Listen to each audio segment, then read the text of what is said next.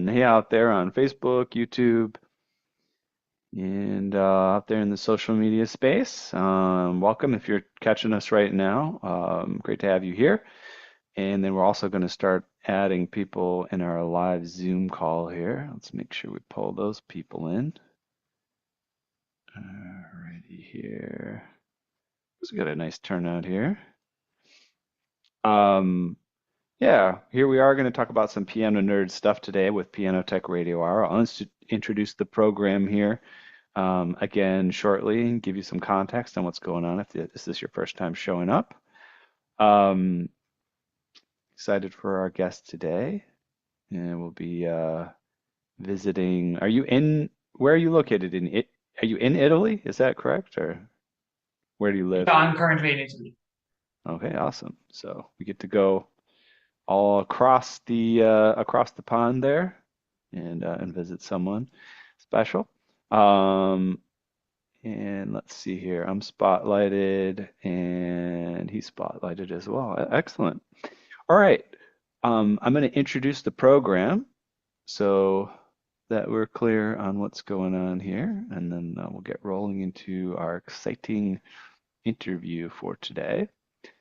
First thing I'll do though is say welcome to Piano Tech Radio Hour.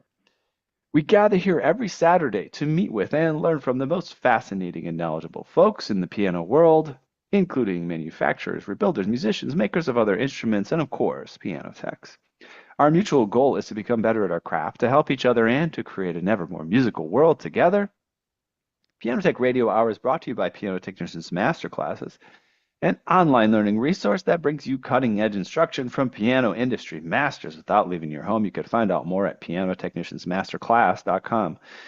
You can also subscribe to Radio Hour for just $16 a month and get direct access to each week's private Zoom call, as well as the archival recordings of well over 200 episodes in our member area. That's over 4 years of content. You can join Radio Hour subscription by visiting bit.ly/join PTRH. That's bit.ly/join PTRH. Also, make sure to check out our podcasts, and we start releasing these shows as audio only. Great for the car while you're driving around in different appointments, or in the shop, or just working out or doing the dishes. All great opportunities. Listen to the podcast. Go to Piano Technicians Master. Sorry, that you go to pianotechradio.com, and it's been a really successful thing since we've been releasing it maybe for a couple of years now, and we're reaching the top status in multiple countries in the performing arts category on iTunes at several moments in time. So it's been a great way to connect globally with far from places all over the globe, and technicians and piano enthusiasts everywhere. So make sure to check that out. Also, make sure to check out our Substack blog, pianotechniciansmasterclass.substack.com. Some of our private member area masterclass content. We leak out little pieces, valuable pieces of information there, complete with images and descriptions of the stuff we're talking about. You might be talking about regulation, voicing, historical pianos, the evolution of the piano action, all kinds of cool stuff. Check that out, that blog, and you can find out more about what's behind our member area content. And of course, visit our socials, LinkedIn, Twitter, Instagram, Facebook. We'd love to have you continue to be a part of the conversation. All right, I am going to welcome today's guest to the show. His name is Danilo Mascetti. He is an Italian pianist and forte pianist, renowned for bringing lesser-known works to life and performing with a deep commitment to historical accuracy. His performances span major stages across Europe and beyond, including Milan, London, New York, and Vienna, where his innovative approach to classical piano and fortepiano captivates audiences worldwide. Danilo has performed with acclaimed orchestras like the Johannesburg Philharmonic and regularly collaborates in chamber music settings. He's also the co-founder and artistic director of the Arte Solidale Festival, which supports children in need while promoting historically informed performances on original instruments. Through his festival and his remarkable performances, Danilo continually pushes the boundaries of classical music, blending traditional and lesser-known works with a modern sensibility. Danilo, welcome to Piano Tech Radio Hour. Thank you very much. It's a pleasure being here. Yeah, very fun. And before we logged on officially to the public channel here today, you and I were talking a little bit about Paul McNulty, who we both are acquainted with relatively well. He's done some master classes and radio hours with us in the past, and we know him and his wife as pianoforte enthusiasts and some of the most advanced experts in the world as well. Tell us a little bit about your how you know Paul. Of course, it's almost obvious, but we can touch upon that. We'll also just briefly say that we'll get into your background a little bit before we extend too far into that conversation. But yeah. Sure. Well, with McNulty, we met a year ago in Czech Republic, actually, Hmm. because I was living there for studies, and I had a recording coming up in Brno where he has one of his pianos. Problem is that Brno is not so close to Prague, and we had some troubles with the piano that the local piano tuners didn't know how to fix because it was on a different action. And so we really, really needed to fix it for the recording. It was, too noisy, everything. And the boss of the place where I was recording managed to have him come for one full day and a half, and we I was able to sit in with him for the whole work, and that was really good for me because I learned a lot of good stuff that then I can use for emergency situations, and that actually was needed during the recording a couple of times. So yeah, that's how we met with him. And I Wonderful. know that now he was in Italy again for expositions because he's bringing all these new pianos around the world as much as possible. And so you might meet him soon again when he comes to the US. Wonderful. So let's pull it back a little bit. I always like to get a little context up front. What's been your evolution into the piano and music scene? Where did this all get started, and how did you end up becoming such a specialist in historical instruments? Well, regarding being a musician in general, it worked out quite as usual. You start with some piano when you're five, and then you just go on for a long time. And then when I was in high school or something, I already sort of knew that I was going to do this as a profession. So in Italy, you attend the conservatory at the same time of high school. And so, I was doing my studies, going to competitions, starting to give some recitals, and then it went quite cool. And so I just carried on. And maybe one thing that I kept doing was studying. I almost never left university. I got a few degrees here and there, which was nice for me, not just because you keep studying, but especially because it brought me to live in different countries in Europe, and especially to get to know a lot more people that you get to know them only if you are in an environment like university, especially professors that maybe don't perform that much anymore, but they are very present in that Hmm. university, or a lot of good new musicians that you meet and you can do chamber music with. And early music, how did it happen? It happened quite randomly on the professional side because I started to accept some gigs that looked fun, like one time doing continuo in a Matthew Passion thanks to a friend, and my continuo experience on the organ was very, very limited. I studied it, but I didn't really perform properly, and so I decided that a 3 hours piece was the good initiation for it and other experiences as such. And in terms of artistic choices, it came basically with the necessity of sort of giving myself a reason to keep playing the 200 years old pieces that everyone is playing, and I needed to feel something more than just I like them a lot, which I Hmm. did, and starting to play them on the piano, on historical pianos, was very fascinating. But for me, what really was very fascinating was to do proper philological studies with the historical performance. So, going back to the source and trying to really do what the composer would say to you to do, or, the friend of the composer who wrote the treatise or something. And then when you try it on these kind of instruments, then you realize that it really works well, and so you get to have a big new perspective on everything you play. And then even when you have a concert on a modern piano, you arrive, well, artistically with a lot of ideas, but what is important to me is that you arrive with a full new motivation to play compared to just, oh, another concert, again, play this ballad or whatever else. So yeah, that's more or less what happened up to now. Hmm. So you're finding that the historical instruments allow you to feel more engaged with your performances in general, right? Is that kind of what you're saying? Yeah, completely. And Hmm.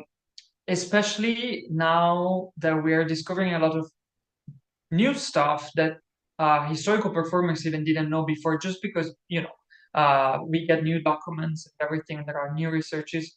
Then you discover that uh, being a historical performer actually gives you a lot more creativity. Before it was a bit more, people would think that you were more constrained, but that's how it was.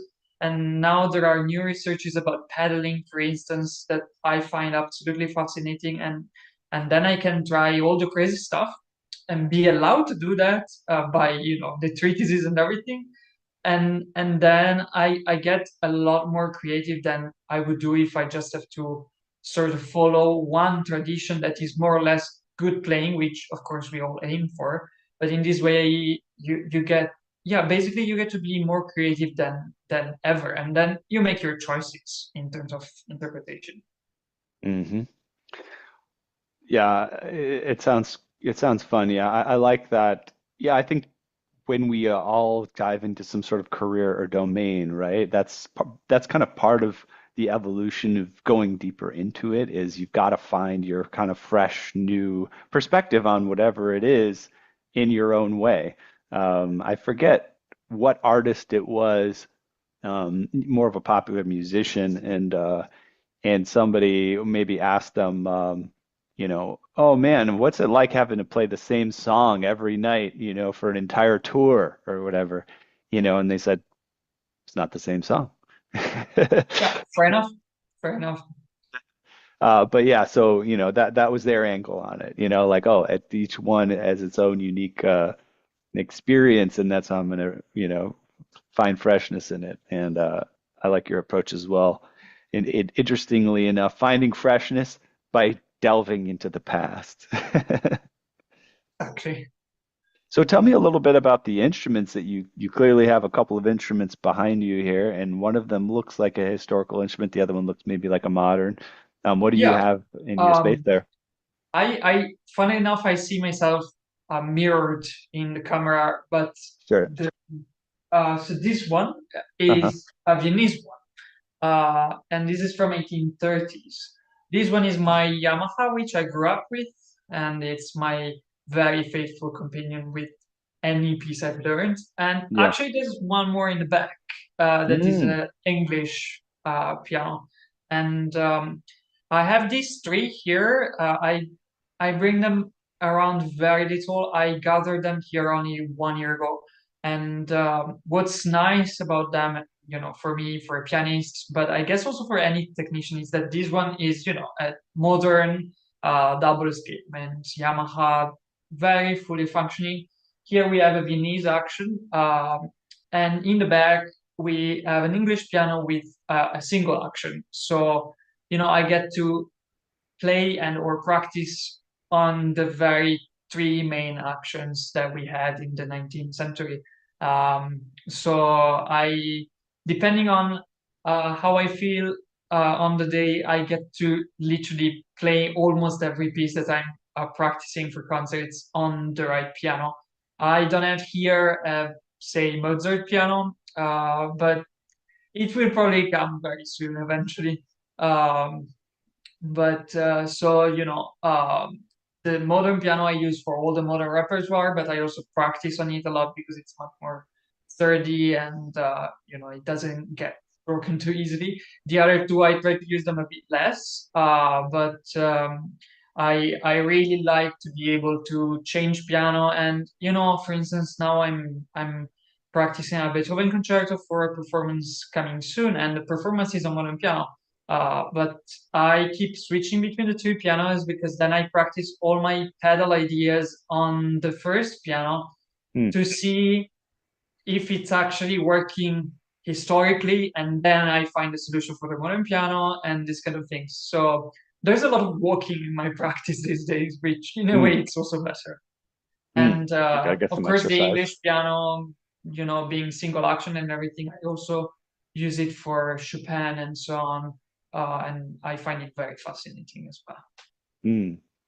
Can you Is there a way to clearly communicate about those differences between the pedaling, like you said, of the Viennese and the modern piano when you're practicing those pieces? What are the things that kind of are, I guess you would call maybe like historically accurate or something like that? Where are the places where there's a difference?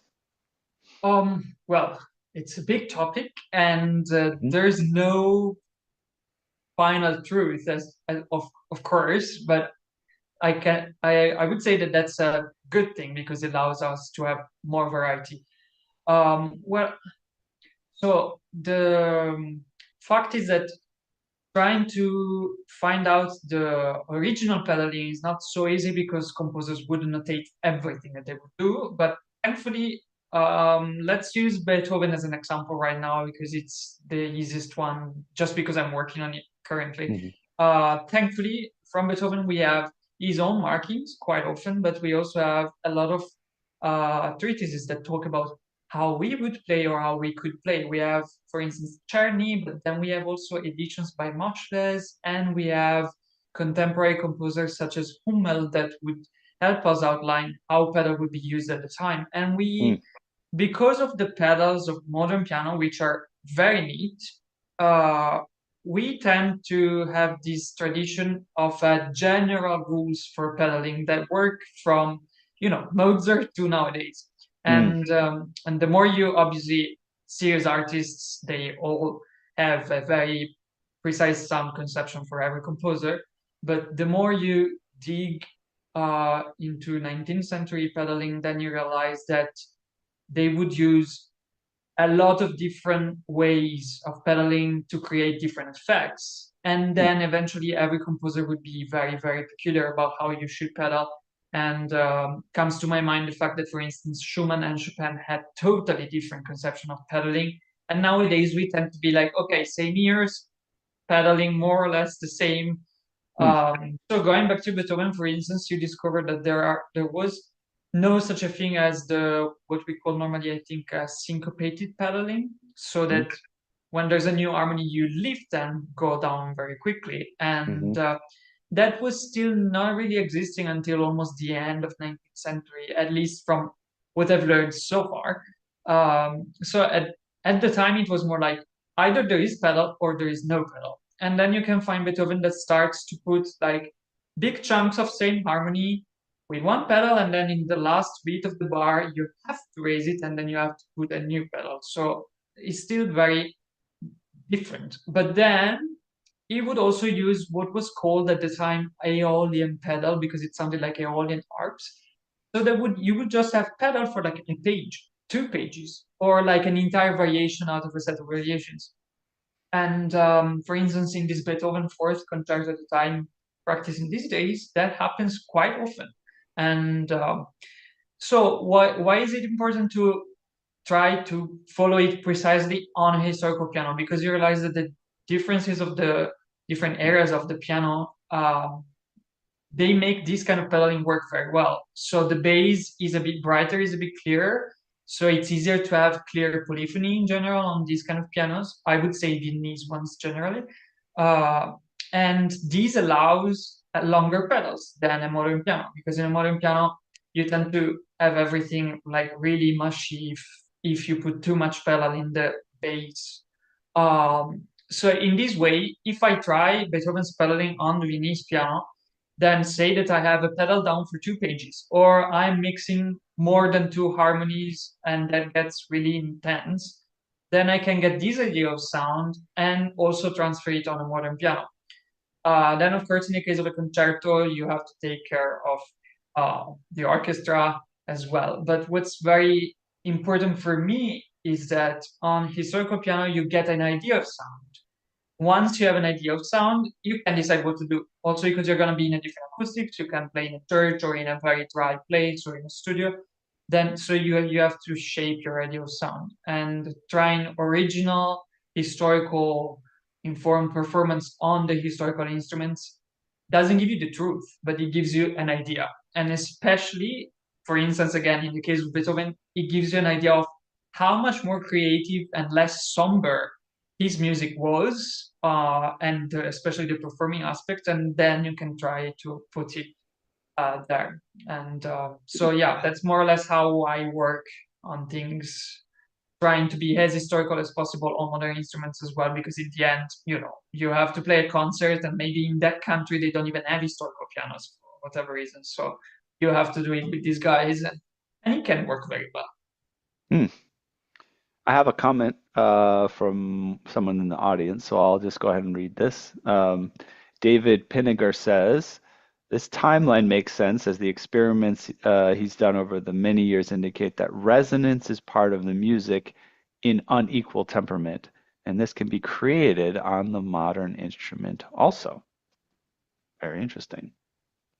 Yeah, actually, I have been discussing with David in the last few days by email about temperaments, and that's the other thing of historical instruments, where of course every modulation and tonality have a slightly different meaning. Uh, Mm, Again, the point is not to recreate something because it's impossible. Like we don't even have, if you do historical music on a modern auditorium, that's not recreating exactly the same sound, but you get an idea of something, and you get a perspective that then you can decide to use or use in a different way. Or, for instance, again, if I go back to the case of long pedalings in Beethoven, I can see that when I play on a historical piano, I have one type of touch that, especially in the case of a concerto, is also related to I need to be heard over the orchestra. But then when I play on a modern piano, if I have the longer pedal I have, the lighter and more precise my touch tend to be, because that allows me to have a longer pedal.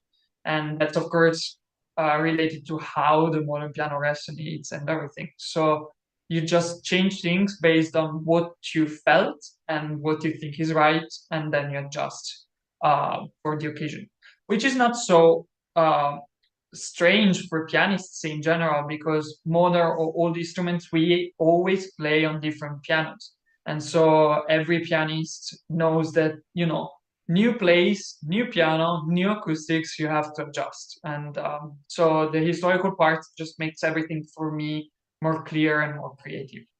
mm. I don't know if you have an answer to this. You either have not much of an answer or you maybe have a very complicated answer. But I'm gonna ask the question. What do you feel is the importance of um, exploring, historical instruments just in general? Why bother, I guess, And the reason why I thought you either have a complicated or a simple answer is because I can think of two directions. Like one, hey, I just like it. I just want to do this. This is important to me. It gets me excited, so I'm just going to do it. I don't have some sort of rationale for it. And then the other side of it is, um, and it can go along with the first answer is, there's something important about it. There's something, very specifically of value, to culture and society. So what are your thoughts on that? Why bother, you know, going so deeply into a historical instrument?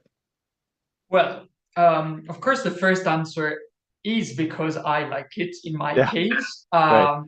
But that comes actually from, I grew up with modern piano. I wasn't living in a place where there was much historical performance. So, and then at some point, I remember you start to listen to, with me, it was Bach cantatas. Uh, but suddenly they were half tone lower, and I was like, "What is it? Why do they use these weird tonalities?" And then I realized it was not weird tonalities; it was just a different pitch. And so you get into that and so forth. But my more professional side of like why this has relevance nowadays is that with modern approach, we did something very important in the 20th century, which was spreading a lot of classical music in the general audience. So now people, even that they're just audience members, they know a lot of pieces mainstream, and mainstream didn't really exist that much before. And that's thanks to big concerts, CDs, and big piano stars, and so forth.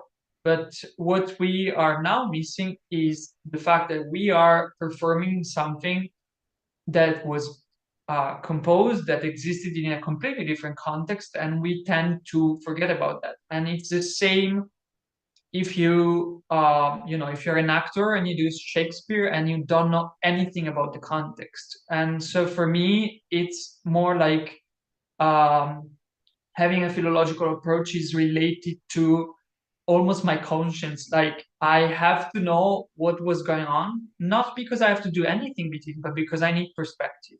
And that's I would say, my general answer for it. Then it changes time to time. For instance, I find the sound of this piano specifically fascinating. And so that's what drives me to play it when I can. But the rational reason, I think it's as important, and it's not because we have to do what they did. Because why? Actually, I'm a full supporter of contemporary music on historical instruments because they're just different sounds, so why not use them? Mhm. But the main point is to get perspective, to understand really the context. And understanding the context means going to historical performance, which doesn't necessarily mean that you have to perform on these instruments, but you have to, like, when you realize that most of Beethoven pieces were written for a 5 octave instruments, his big concertos that was so tiny and had so little sound. And nowadays we think that, like Beethoven third concerto is like this bombastic thing. And it can be, as long as you know that it wasn't. Or Mhm. other very nice example about achieving perspective is, let's stay with Beethoven and take the second concerto. The piano part starts on the top note of the instrument at the time. Now it just starts on a random key.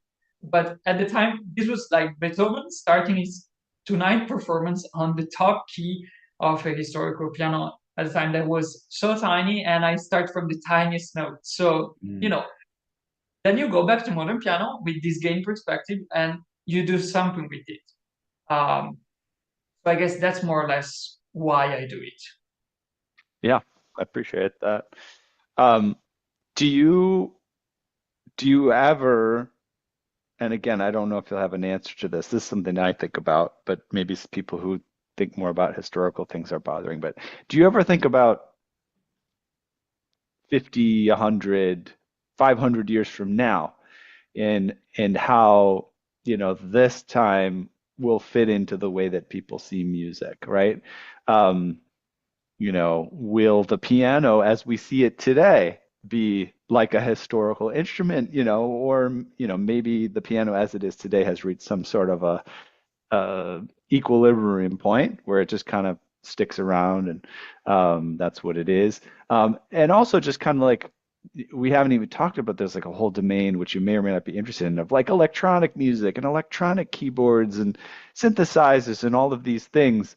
Do you ever think about the trajectory of music on into the future and how people will see it as today, from today's perspective? Well, so of course there's no answer for it, but it's what's hard for me is that, it's easy to think, okay, what was happening 500 years ago?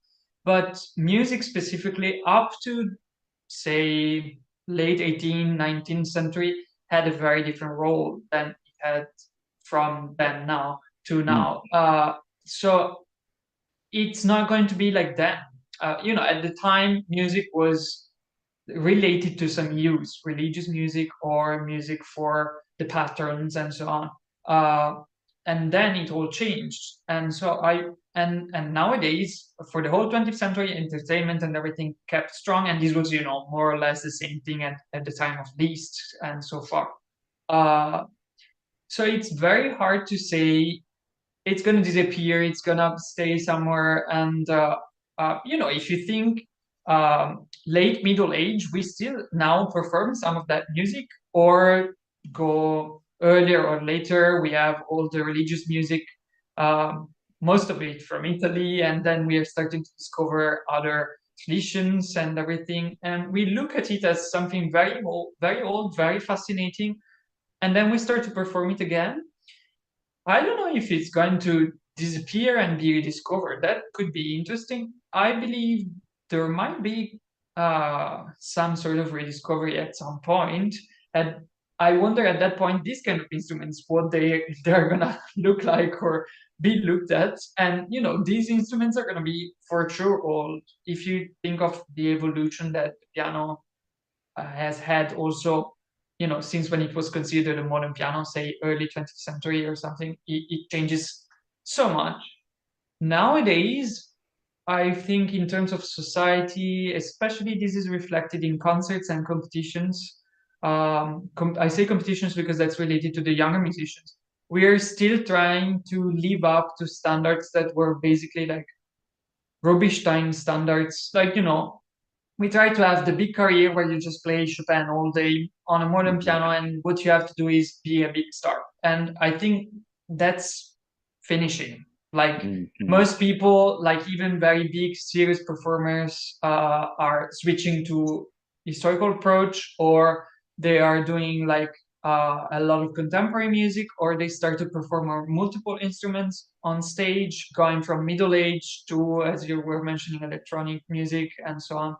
So if I think as rationally as I can, it's probably gonna change completely, and eventually we're gonna see it as something that was very old-fashioned or anything. But then you never know. So it might Appreciate not be that. forgotten, I believe. If we are still thinking about history and everything, we all knew who Palestrina was. And then at some point, Franz Liszt was like fascinating. And then other people were fascinated. And then we started to perform Palestrina again. But we never forgot who Palestrina was.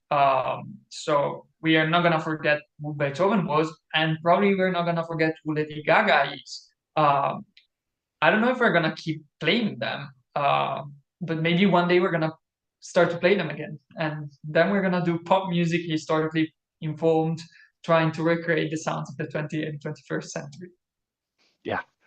Um, well, thanks for being a little bit imaginative with me there. Talk about these pianos that are in here a little bit more. So where do they come from? Like, how do you acquire these historical instruments?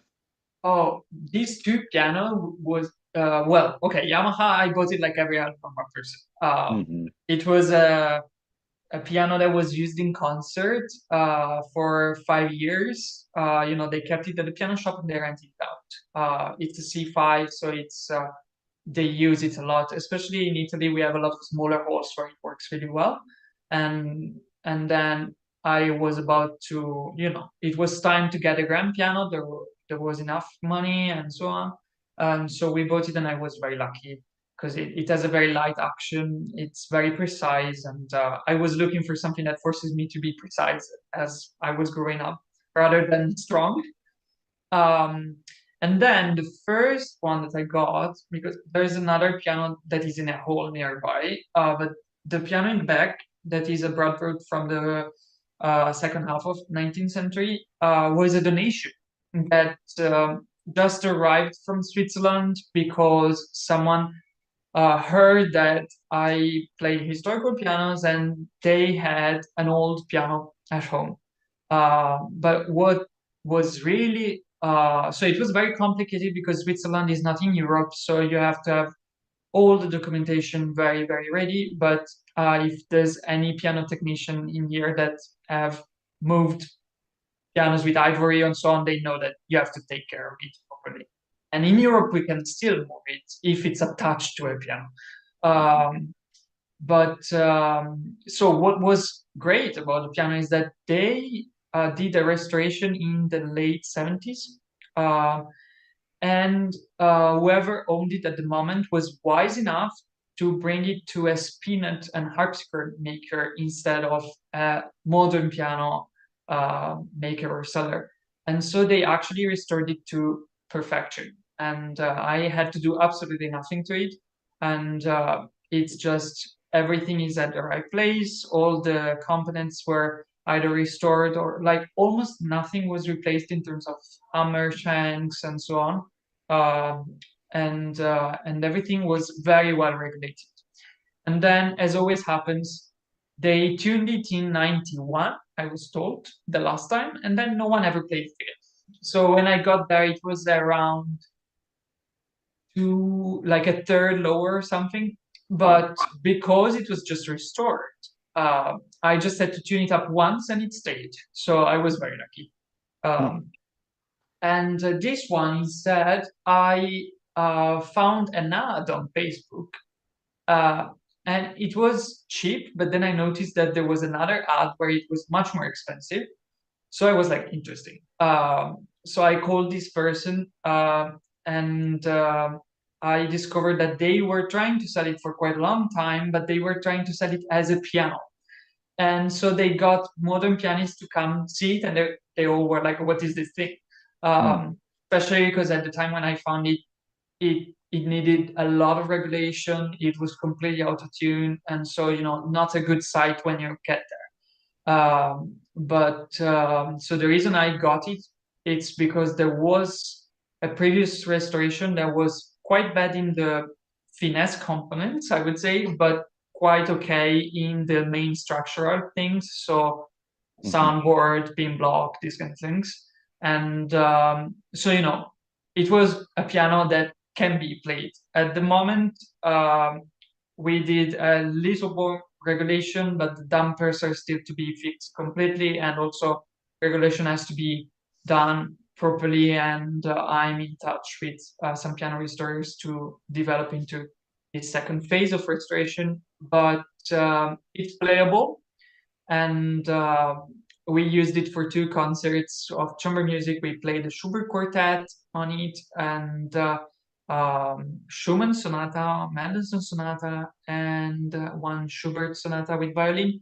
And it's still alive, so it worked quite fine. Basically, it was in a villa in eastern North Italy, and it's a France Samish piano, and I know about only other four pianos from this maker, and we know nothing about the biography of this maker. I know a few other musicians that played pianos by him, but it's always the same four pianos that we know about. So unfortunately, we cannot know much about it, but luckily, the shape of the hammers inside are already rather big for a early Viennese and so on. We can date it around 1830s to uh, like late 30s, maybe something like that. Um, but it's all completely in wood still. It could be old-fashioned, but what counts is the result, not necessarily knowing exactly the year. But it's definitely between Schubert and Schumann piano. I wouldn't say Beethoven. It's the hammers are way too thick for Beethoven. Then, of course, I practice on it also Beethoven. But if I have to make a recording, then I'm gonna focus on another piano in case of Beethoven. Hmm. And this one took a lot of trust because when you see a piano, yes, you can open it, you can look for all the details, which I've done, but there's always a moment where you're like, okay, now I'm gonna tune it. Let's see what happens. But so far so good. So yeah. And a couple of times you said, I'm going to tune it, and I'm trying to figure out if do you have someone tune it or are you tuning your own pianos? I tune my own pianos. I That happens mainly because, especially when you play on earlier models than these, before the concert, there's always something that happens, and if you don't know at least how to tune in a basic way, then it's hard. Hmm. I'm not a very good tuner. I'm good enough to tune in for my own use at home. I take care of my unisons and everything like a good person. But right before concert, as a lot of maybe less experienced piano tuners might know as well, I stress out so much that I suddenly cannot hear well anymore and everything. So Hmm. we use this at the festival that you mentioned earlier, the charity festival. We use these two pianos for one concert each alongside other pianos. and then I had a tuner that came to tune them just before the concerts in those days. And luckily, this is a friend of mine that knows me very well, knows what I expect from the tuning, and so it was very smooth. And so, and you're, and we're definitely talking about you tuning these pianoforte and historical instrument. Do you also tune your own modern piano, or do it's I because do. you do. Okay. I do, but because it's much stronger, I tend to tune it so much less than the others. Hmm. Because this piano tends to get quite out of tune. I actually have to get the strings checked because maybe they are a bit too thick for the structure and these kind of things. So, well, it's known on Viennese pianos with no metal in it. If you play a big Beethoven sonata on them, then you have to tune them. But the Yamaha tends to be in tune, so I tend to be lazy about it. But I would say, in a way, it's a bit easier because also, when you start to tune it, it tends to not move so much as you tune up. While the others, if I had to do a pitch raise on this one because I let it go down of a couple of hertz, and I was like, no, okay, let's not be lazy about it. It was, it sounds good, but you know that it's down. So I had to be as quick as I could because otherwise it really moves so much. And so far so good this week. Everything is fine, but we will see next week. And do you tune so the historical instruments? Do you tune them with equal temperament? What temperament do you use? Well, now with machines, you can just choose what you want, and Okay. I do like temperaments. And when I'm at home, I tend to just see what I have, and I just tune to the last tuning that I had. Hmm. But if ideally, if I can, I like to have either Bellotti or Young on this piano, and and then of course the modern piano I tune equal, and Hmm. that piano more or less equal. But I wouldn't say I'm so good that my way of doing temperaments mattered that much. I wish I was such a good tuner that I could be like, okay, this is not exactly as right as I want, but I will get there eventually. But for me, being able to tune them is not that I need to, always have a perfect tuning for my own practice. It's more like to keep them in a good shape. And then again, if I play a concert or record with them, then I have someone sitting with me because I don't trust myself during the performance time. Yeah. And just out of curiosity, when you do the tuning, you said modern, we have devices. Do you use an electronic device when you're tuning all of them? Do you use your ear to do tunings or a little bit of Um, both or? yeah, I try to use as much ear as possible, but I definitely use machine. And Hmm. this is just because not being experienced enough as a tuner, I guess everyone can agree that sometimes you just start to do whatever. And so checking with the machine for me is good. I try to train my ears and maybe take more time to tune and educate my ears as much as possible. But I always double check with machine. And again, for me, it's important that piano every month has to stay in his pitch and everything so that he keeps good shape and everything. And so for me, tuning is more like when I'm home, I'm very lazy about it, but I know that it's not good if I let them go wherever. So I try to force myself, tune it, try to educate myself about it. But this is also because one of my professors for early piano, he really insisted that we all learn how to tune, how to listen to the different qualities that you can get from temperaments and even unisons. And this is Bart van Oort. He's a very renowned fortepiano player, and he tunes his own pianos also before concerts, also before recordings, and so he put us in the right trajectory. Mm. And I guess last question on this topic, which if you have an audience that's interested in it, it's this one. Um, what kind of a machine or device do you use? Oh, okay. I use some app on my phone. I have a few ones. Let me double check on my phone. I will tell you the last one I used is called Piano Meter, and I've heard very different comments on this Hmm. one. I used this one the other day just because it was already all set in what I wanted to do. Uh, I don't know if it's a good one or a bad one, and I've read very good comments, very, very bad comments as well about it. So I guess mixed feelings. But I feel like once you're tuning, then you start to check with your ears, and it takes very little to realize if something is really, really out of place or something. And Hmm. I have other few apps, but I feel like the more professional I go with apps, the more complicated it is to actually use them well. Um, Oh, right. and Yes. There's like a learning curve. You have to know how they work and all the details. Yeah. Exactly, I remember last year my professor that insisted that we learned how to tune by ear, and he would say take the easiest app because you just need to set the A and the temperament if you need, if you really need. He was very strong on this. And so he would say that, for instance, this piano meter, we showed all the apps that we had, and he was like, this is even too precise for me. I need something that I can just get my first note and set my pitch and then use my ears. In a Hmm. way, he probably was right.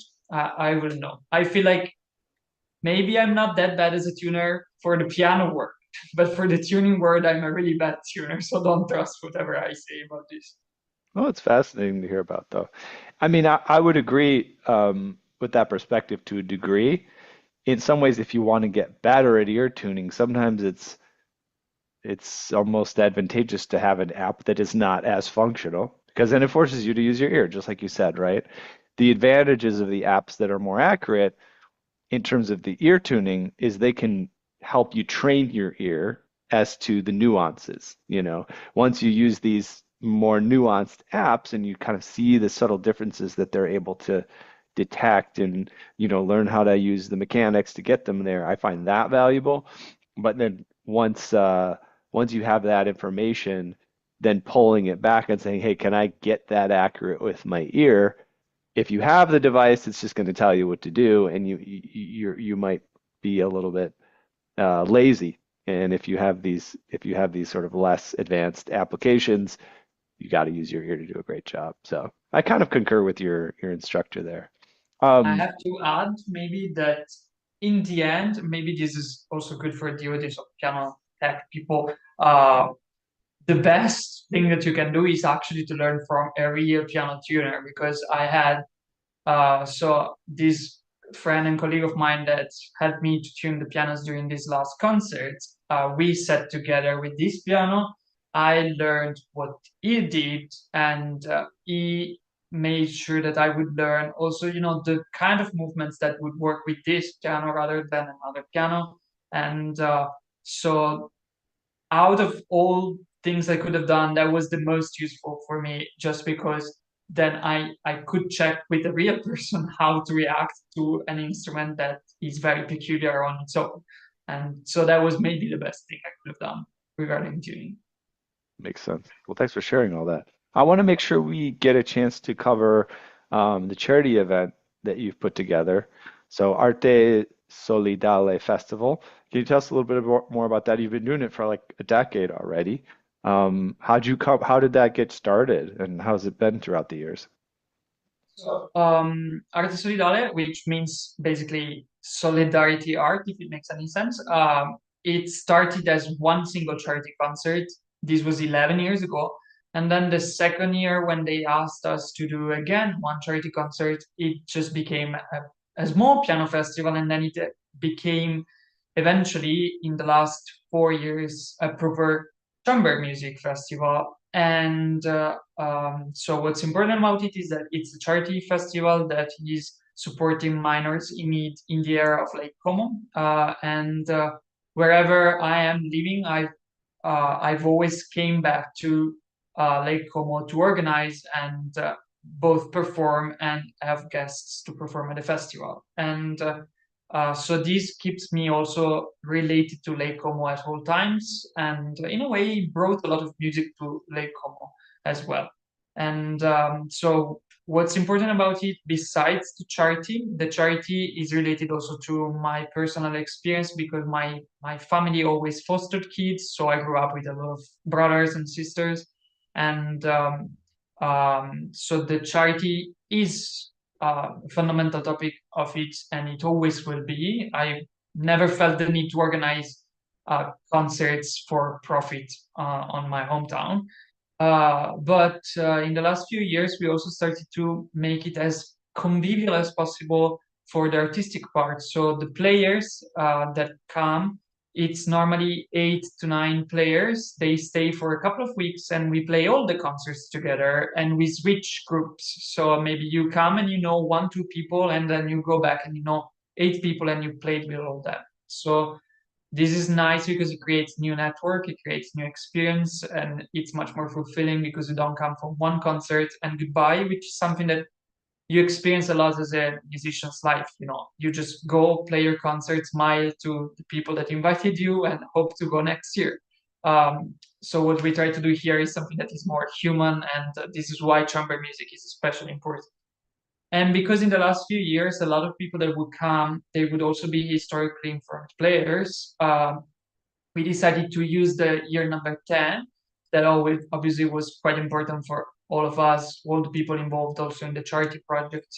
And we decided to switch to early music. And because we play in villas that were used in the 19th century by musicians such as Brahms or Franz Liszt used to live here for weeks on holiday and so on. Then we decided to focus on 19th century music, which is something that is still not done enough around the world. There are a few very good players around, but they mostly, they run their own concerts, they do their thing, but there's nothing that is focusing so fully on 19th century music. We are trying to do that for chamber music because, as you can imagine, historical instruments are interesting in their own, but the relationship with other instruments that makes everything way Mhm. more interesting. And you can imagine the balance in chamber music is completely different, the kind of sound that you get and everything. So this is extremely important for us. And we were lucky to have these two pianos and also one Broadway from 1894 with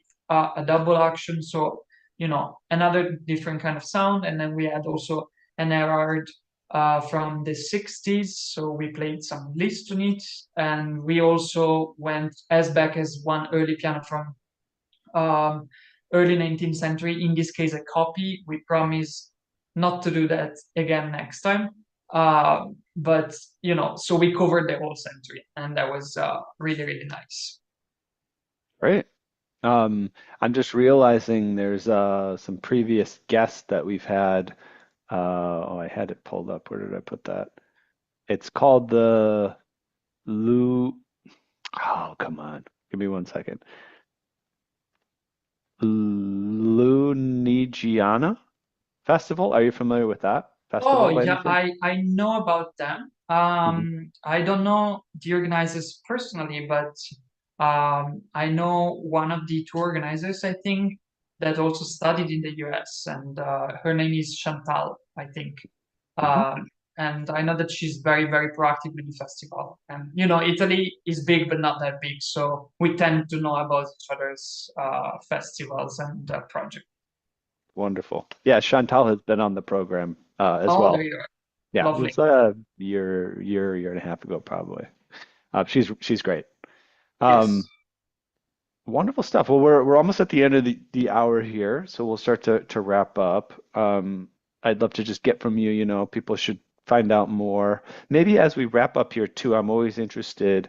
So of course, tell about, yourself, where people can find out more, but also maybe some suggestions, if people are curious to dive deeper into historical music, historical pianos, maybe a direction to send them, like, oh, you should listen to this album, or you should read this book, or something like that. I think it would be fun to give people a suggestion on something to do there as well.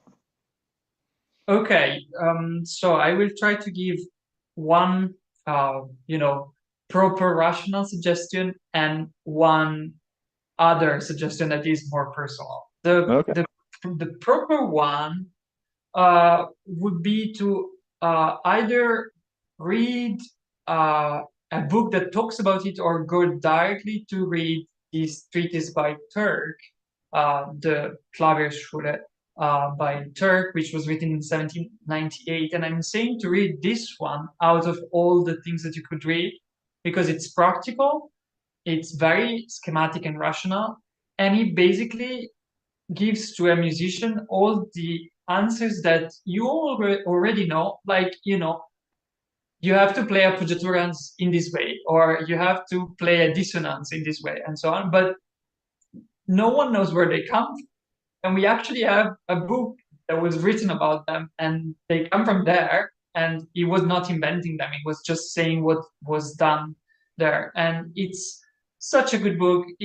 I remember when I read it a few years ago for the first time, I was like, "Oh my gosh, everything is written here. I don't need to just know it. I can just read it once." And so that's a good start for the historical approach because you realize that basically you know most things already.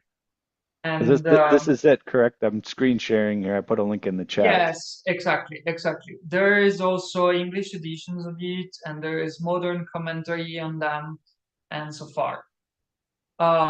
And the other thing that I would say to people that are interested in historical music and historical approach in general is to try to think that you don't have to restrain yourself. That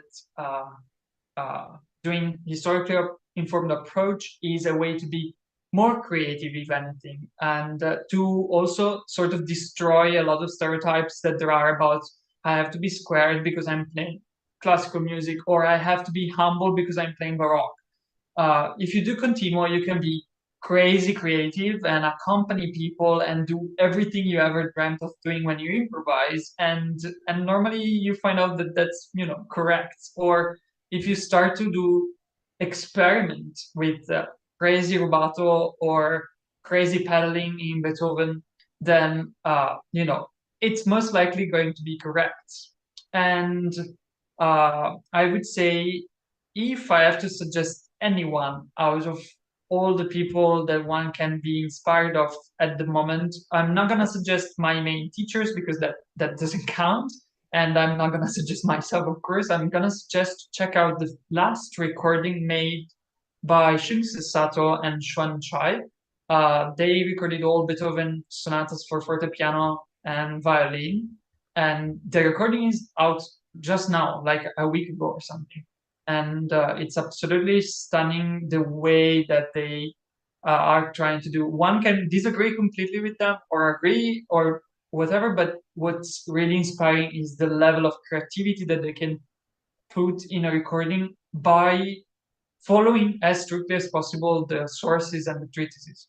And I've been lucky enough to work on some chamber music project with both of them a few times, and the creative approach that they have is absolutely fascinating. And again, it's all written down in some treatises. You can really find everything as a rule if you want to feel good about that. So I truly suggest to look for that recording. It's the 10 Beethoven sonatas by Shunsu Sato and Xuan Chai. All right, I'm going to put those names in the chat because they're probably difficult to spell if you Thank you. don't know what we're talking about. But Yeah, they're Shuannschei correct. Yeah, I saw and that. then Shunske, Shunske, Sato, Sato. Great. Exactly. Oh, appreciate that very much. And then anything else that you want people to check out in terms of a link or a place to go? I don't know, your website. What's the best place for people to follow along with what you're doing? Um, I feel in my case, it's probably my website as Mhm, well as I try to be as proactive as possible on Instagram. mhm. Um, Facebook is not a place anymore, apparently. So I would say more or less Instagram. Sometimes I try to, post about my performances and things. And the website is normally quite well taken care of. So yeah, I would say that. Wonderful. Well, it's been great to meet you. I love the overlap we have here between, piano technology and musicianship as well. That's been great to explore with you and hope to keep in touch and keep track of what you're up to. You're a member of our community now, so make sure to not be a stranger. I will do our outro and we'll sign off for the day. So we have reached the end of another musical journey here at Piano Tech Radio Hour. Again, thanks to Danilo Mascetti for joining us today. As always, we're brought to you by Piano Technicians Masterclasses, cutting edge instruction from piano industry masters without leaving your home. For those of you that joined us today by signing up for the session individually, make your life more convenient. Subscribe to Piano Tech Radio Hour, just $16 a month. You'll get the recording of today's session in our member area, automatic registration for each week's new session. You could sign up at bit.ly/join PTRH, bit.ly/join PTRH.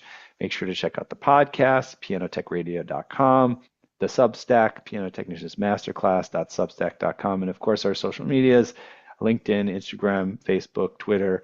We'll keep you abreast of everything that's going on there. Oh, and you know what? I forgot to mention it too on our website. Just go to pianotechniciansmasterclass.com and sign up for an email list, and we'll keep you up to date as to the guests that are coming up each week and little recap emails of everything that's gone on. So that's a great resource as well. So make sure to sign up for our email list if you're not already there. Okay, thank you everyone for joining. Thank you, Danilo, and thank you for the audience that joined us today. We'll see you all next week. Bye bye.